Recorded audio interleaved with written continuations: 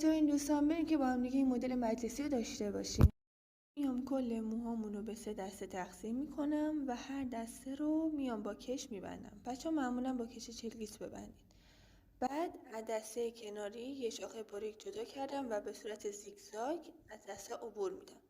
به دسته آخر که رسیدم که میخوام بیام به دسته بعدی یه شاخه باریک ازش جدا میکنم و به اون دسته‌ای که نگاه کنین دور موها میپیچه اضافه میکنم که مو کم نیاد، از اون قد موی کم میشه دیگه وقتی میپیچه. بعد اینو رعایت کنین که هر دفعه از یه دسته مو بگیرین به خاطر اینکه اون شاخ‌ها کم نیاد و همه اون 3 قسمت یکی باشه. بچه‌ها تا هر چقدر دلتون بخواد ببافید. من یه قسمت از مو رو بافتم و بقیه‌شو با کش بستم. به این صورت حالا اینجا دارم کشو مخفی میکنم. خب اینم از پایان کارمون. امیدوارم که دوست داشته باشین.